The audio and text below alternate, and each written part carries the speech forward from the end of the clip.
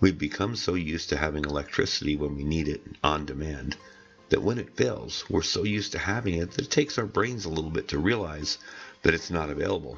Because we've become dependent on power for many of our basic needs, as preppers, we need to plan for the eventuality that power may be off or not as reliable as we planned it to be. A power outage can be a stressful time. Luckily, with a little preparation and the right gear, a power outage can be dealt with stress-free and with minimal impact. Now, there's many devices on the market now that can generate AC power. Some preppers even build their own, but to find a reliable source of power at a good price can really be helpful. Do you have a way to generate your own power when the lights go out?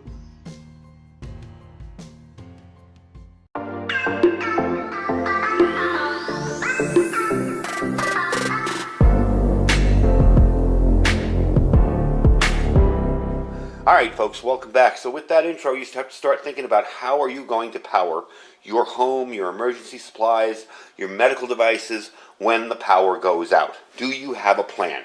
And my plan is using solar generators as well as solar power, which I've also installed in my garage here, which is an actual home-built system.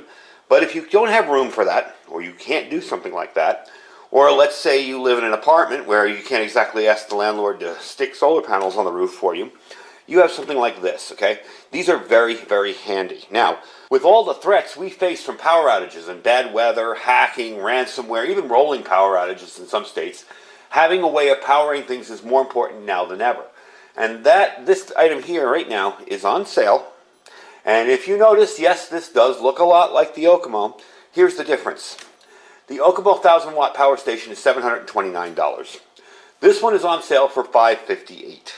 Okay, and I will give you the link if you're interested in picking it up. And this one is a very reliable, good unit. I have been using it now for about 2 weeks. Just messing around with it, testing things out, running my fridge on it, running my freezer on it. An important thing to note about refrigerators. I see a lot of people run all these types of different power units on refrigerators, and they get mad because the power unit shuts off. The power unit shuts off because your refrigerator is at temperature. These shut off when they're not in use. Of course you don't want the thing to run eternally. You know, you don't want this thing to just plug into the wall and just run, or plug a device in and run it when you don't need it. So they will shut off. When your refrigerator reaches a certain temperature, its condenser is going to shut off. Its cooling is going to shut off. So this eventually will shut off as well. When you come back, you'll notice, it doesn't work, it's shut off. Well, that's not the point. The point is you have to check on it.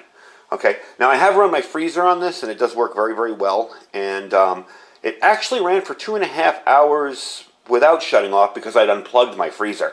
I wanted it to get down a little bit in temperature, not super low. I don't want to ruin the food in it, but I did want to try it out and see. And it ran for about 2 hours straight before it finally shut off because the freezer was at temperature and holding that temperature.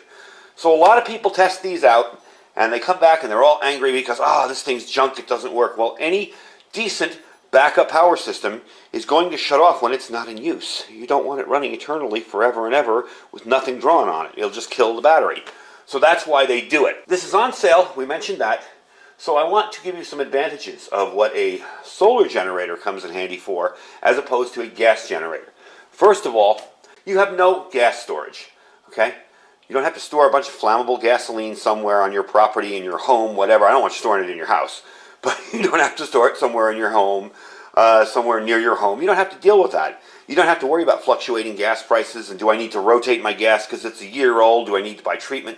There's none of that with solar.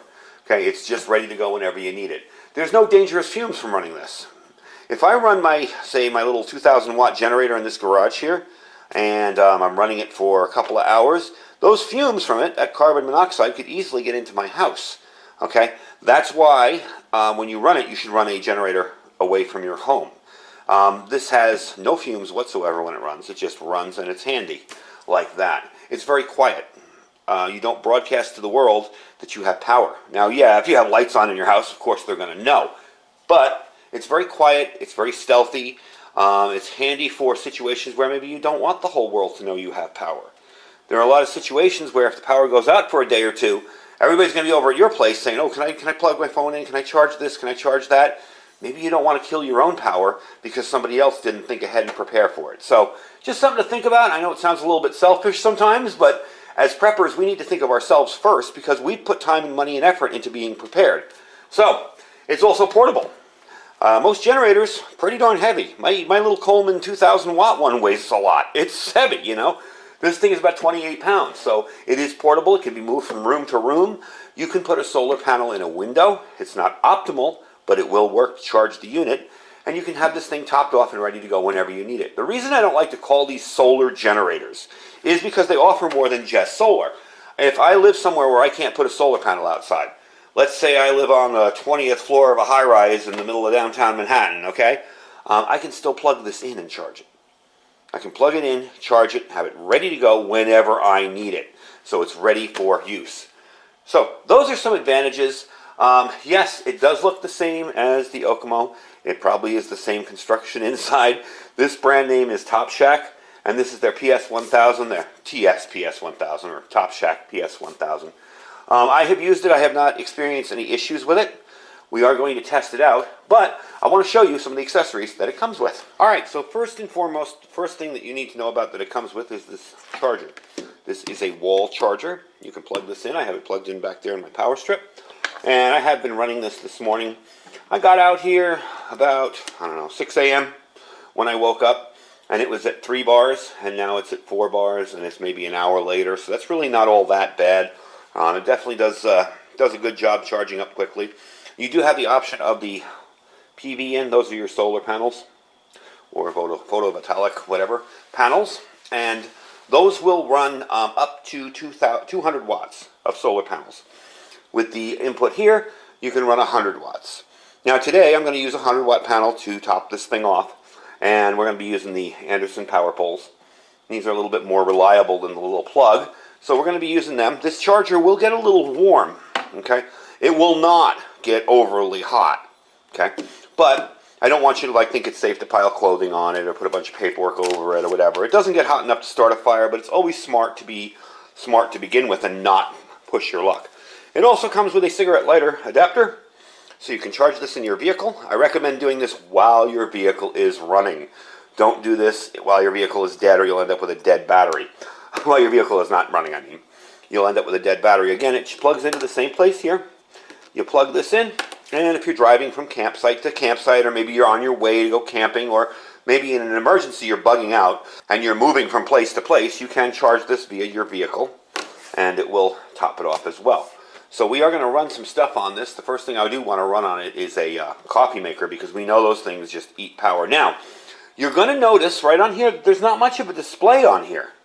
I'm going to show you what it looks like. Let's unplug that for a minute. I'm going to show you what it looks like if I turn on the AC, which you push and hold. Okay? And you'll see it has a pure sine wave inverter, which is very important for sensitive electronics. And that's your AC out. So these are all activated. If you want to activate your USB stuff here, you're going to hit that button. And you will see all that there, that information. And your DC, turn that on, and you will see your DC power is activated now as well.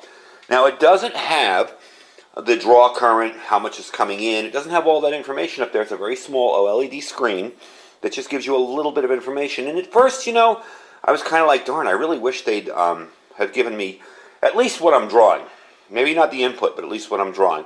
But I found later that it's really not a big deal. And that can be alleviated by getting a meter for it. And I'll show you what I have right here. This is a kilowatt. Okay?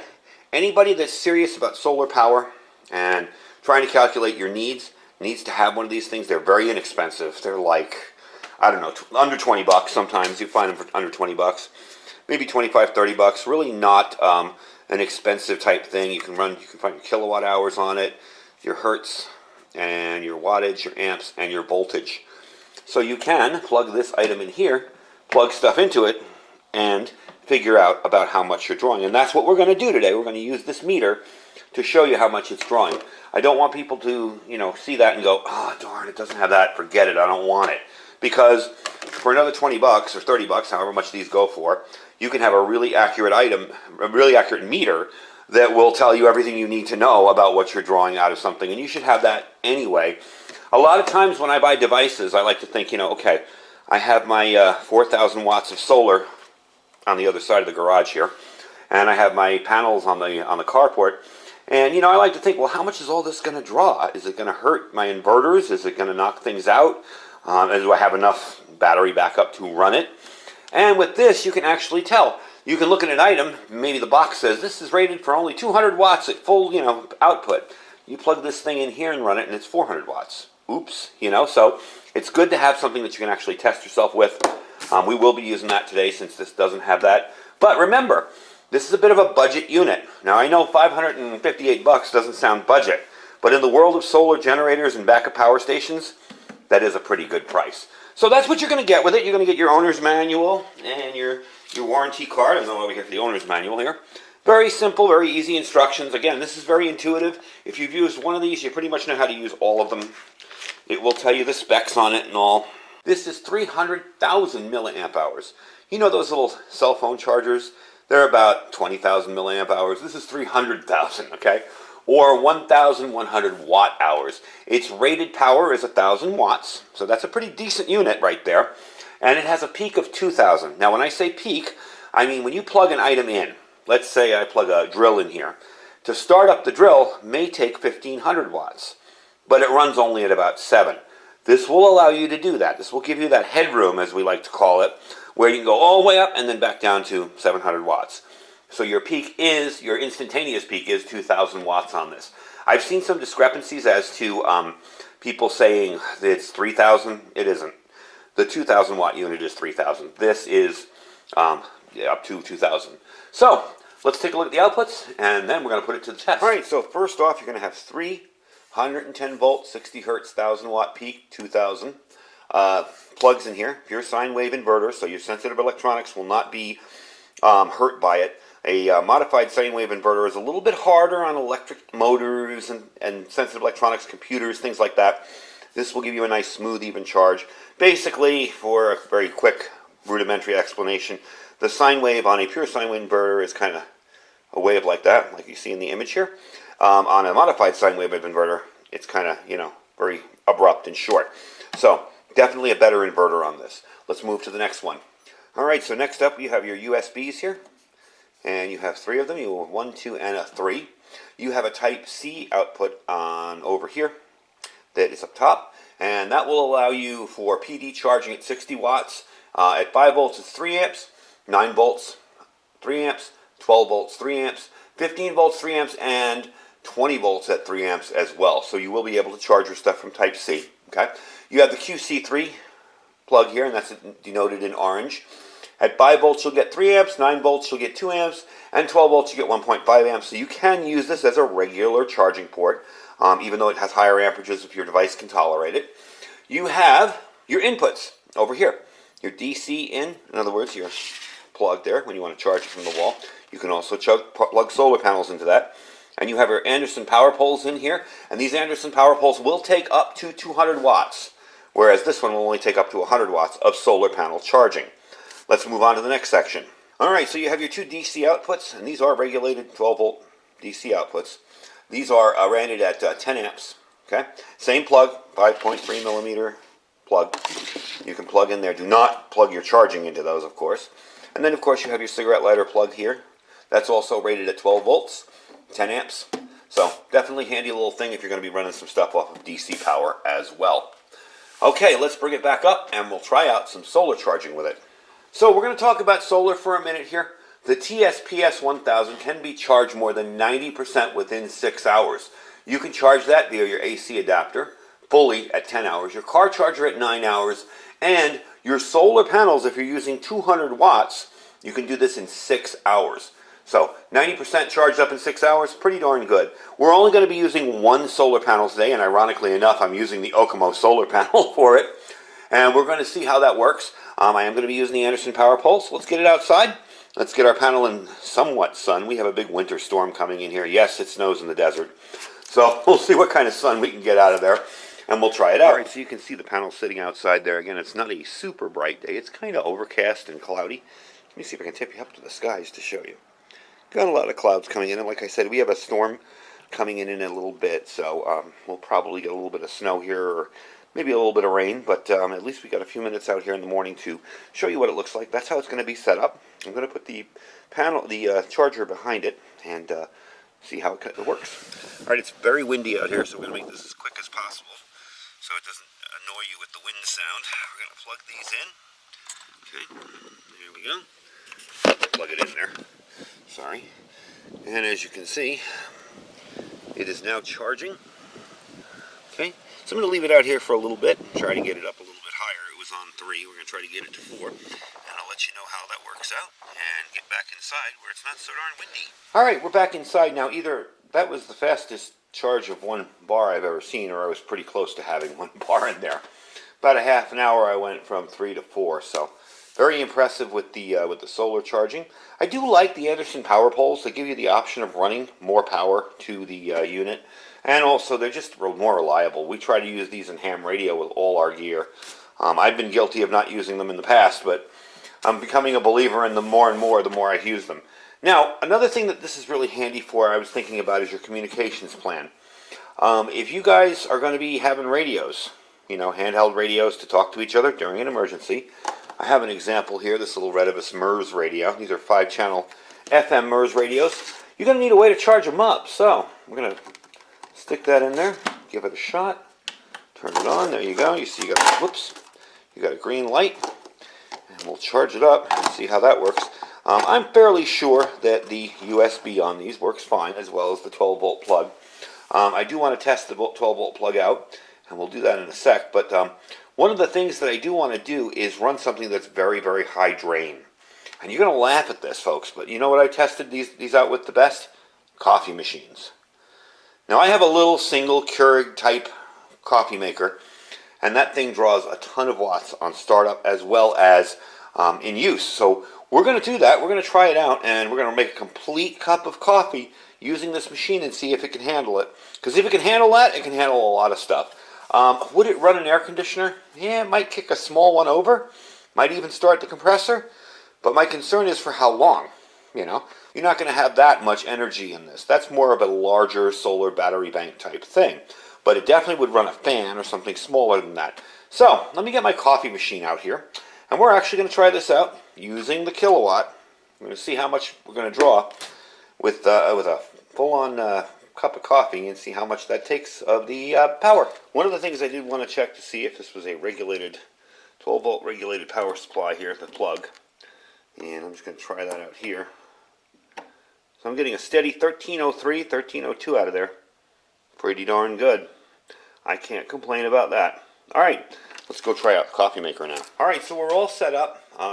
This is just a little single pod maker. I had the pod in there from yesterday. Forgot to take it out, so I put a new one in there, filled it up with water. As you can see right now, we're like 0.4 watt. That's what we're drawing. I do have this AC on and this in the bottom plug. Let's turn it on and see what it draws as it brews coffee. We're up to 268, 275, 698, 697.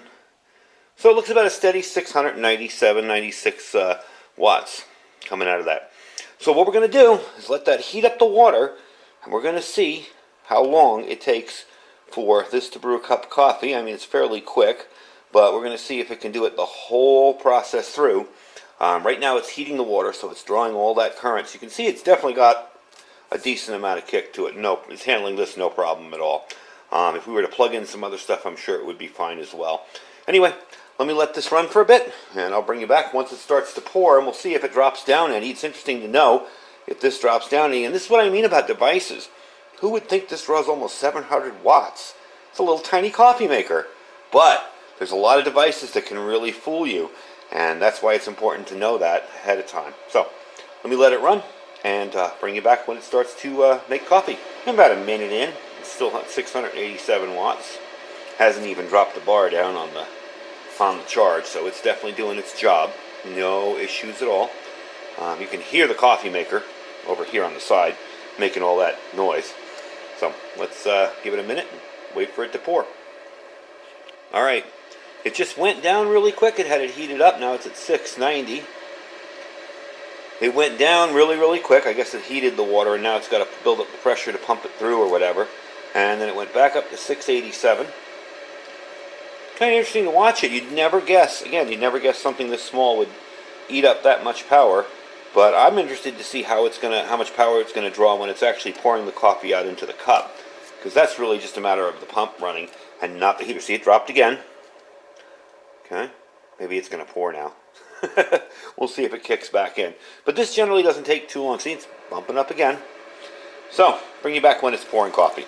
Alright, so the pump isn't drawing much of anything. I got like about 2.73 or so watts. It immediately went from 687 right down to 2.2 watts or 2.3 watts.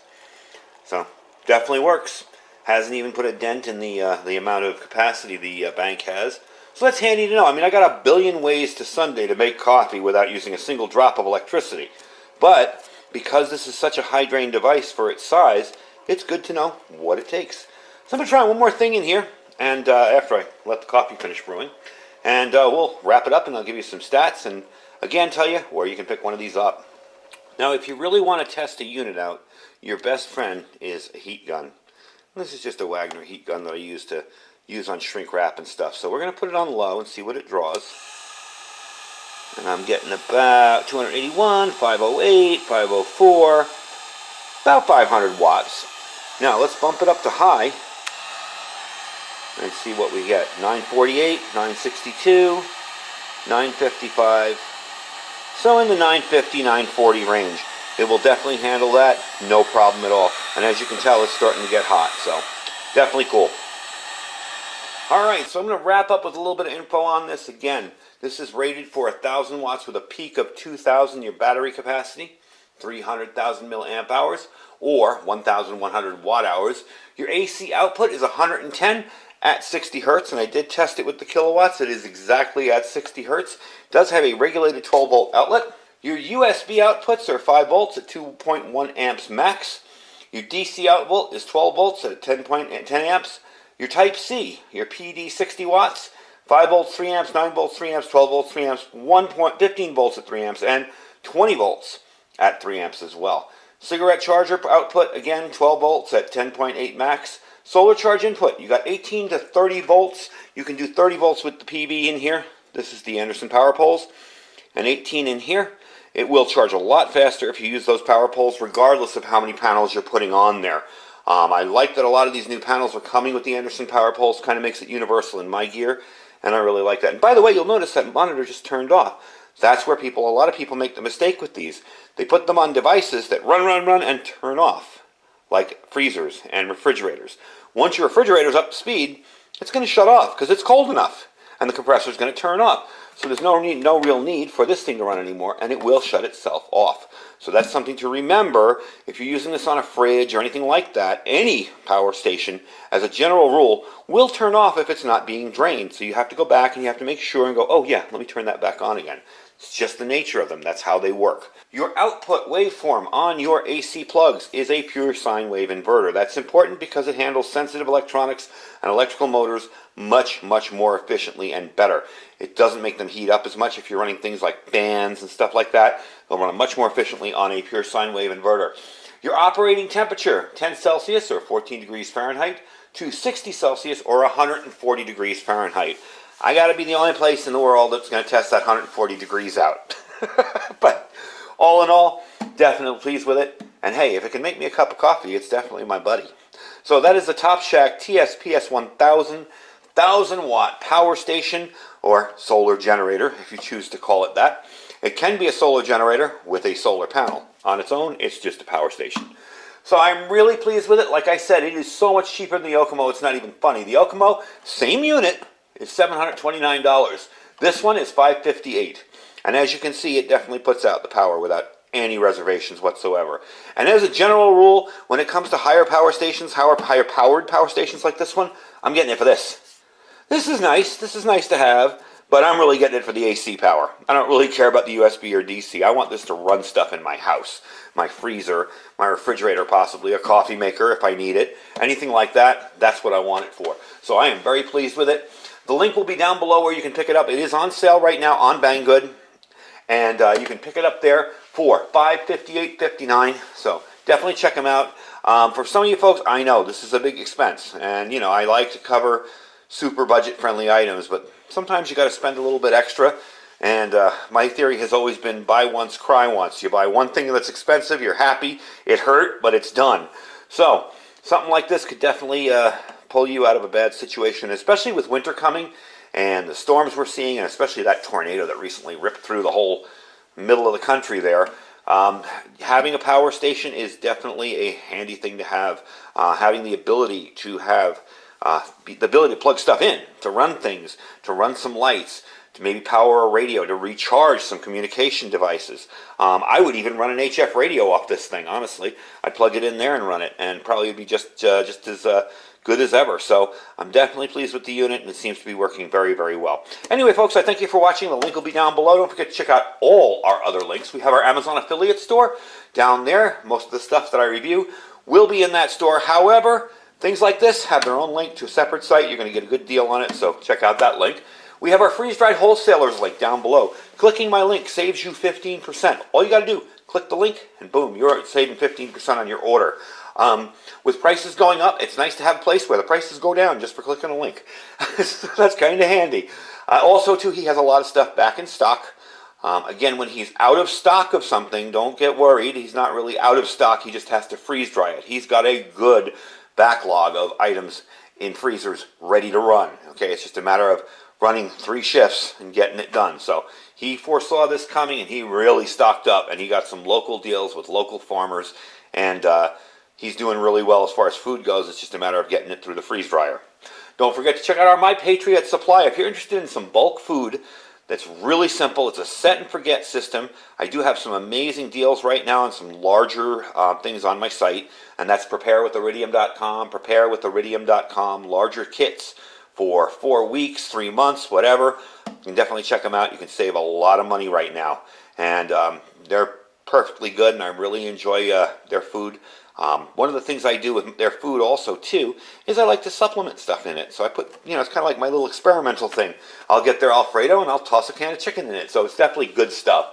Also, our Thrive Life freeze-dried food store down below. Now is the time to get stocked up on food, folks. They are out of a few things here and there, but they're doing pretty good, actually, and they're pretty well stocked. So definitely check them out as well. As always, folks, thank you for watching. Don't forget to like the video if you like it. Really helps out our algorithm, and leave a comment too for the algorithm as well, because that helps too. Stay safe and stay prepared.